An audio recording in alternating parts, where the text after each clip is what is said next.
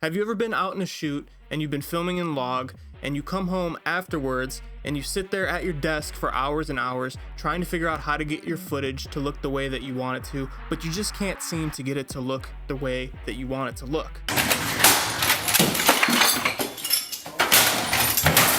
I've been there before, and I think we all have been as filmmakers, and today I want to show you how to properly grade your footage in Davinci Resolve. So let's go. Let's go!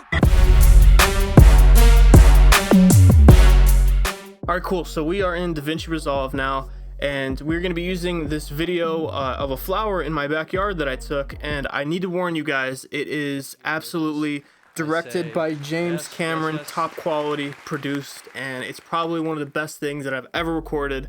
So I just want to warn you guys in advance if you're jealous. It's normal, it happens. Oh, brother! So let's drag this onto our timeline here, and I'm just going to use the video, no audio. Alright.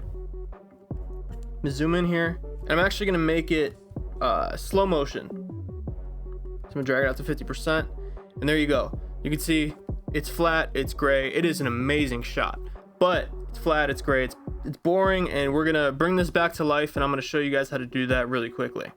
So first thing that I like to do is hop over in the color page, and then first thing that we do when we're on the color page is go up here, and I'm gonna create like 5 nodes. Again, you'll figure this out as you get more experience with Davinci Resolve, but me personally, I'll do like 5 nodes just to get started here. All right, so on node number 3 here, I'm going to drag on a color space transform. And if you don't see that color space transform, what you want to do is you want to go up here to effects, and then it's going to pop up, and then you can go ahead, select color space transform, and drag it on to your node. So we're going to see this menu, and all we're really going to worry about is these 2 menu boxes right here. So what I'm going to do is, for my input color space, I recorded this on a Canon R6, so we're gonna use Canon Cinema Gamut, and I used C-Log 3.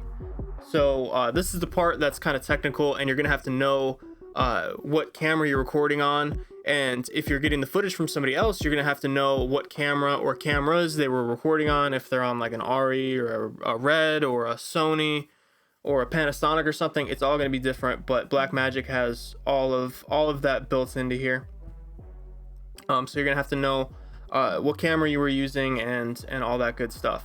So again, that's kind of beyond the scope of this video, but I just want to make sure that you know that you're going to need to know your camera settings and everything. So once you have that, you can see we've basically already brought this image back to something that we can work with. And this is kind of a standard image, a standard sort of Rec 709 output here. And again, these other 2, I just want to mention real quick, these other 2 that are here, I don't really mess with these as long as your timeline settings are good. This should be fine. You shouldn't have to worry about this.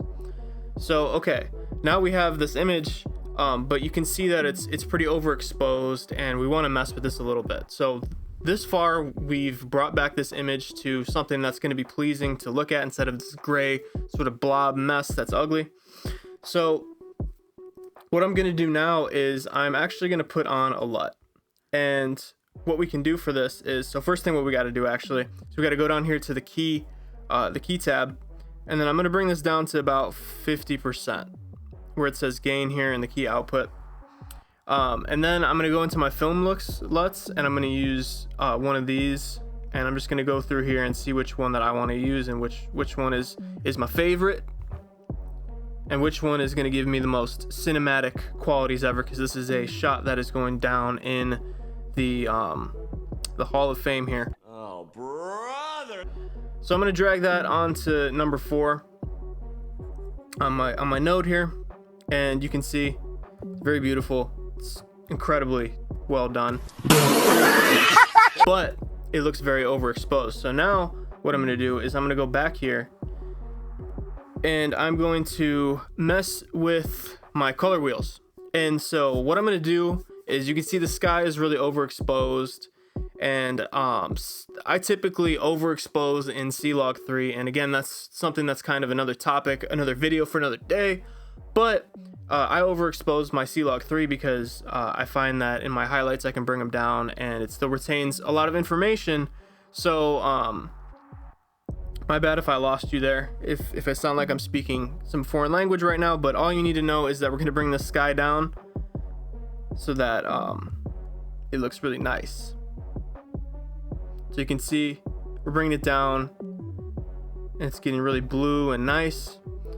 So that was our gain. This is going to mess with all of our highlights. And then I'm going to come down here in the lift and sort of bring that up a little bit. And that's going to mess with all of our darker tones. And then the gamma here is sort of our mid-tones. And so I just want that flower to look really nice. You can kind of get the gist that there's trees in the background, so I'm not going to go too crazy here. Might even just leave it. It looks pretty nice as is. Yeah, I think we'll leave it like right there. Maybe bring it up a little bit. Change my mind. And so that's a very nice looking image here. And then also what we can do as well, since I was playing with this before I started the video, I added a little bit of green to this and I thought that looked really nice.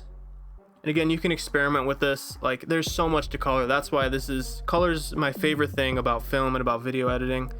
And then maybe we can increase the color temperature to make it a little bit warmer. Gives you the summertime sort of vibes, even though it's October. So now you can see we went from, on the left, that was the original, and on the right, that is the one that we did real quick. And again, this is just a quick grade. I literally could spend hours and hours doing this. It's one of my favorite things about filmmaking and videography. So like I said, I could spend hours and hours tweaking this and making it look good. But just for a pretty basic grade, I think that's super nice. That looks really nice.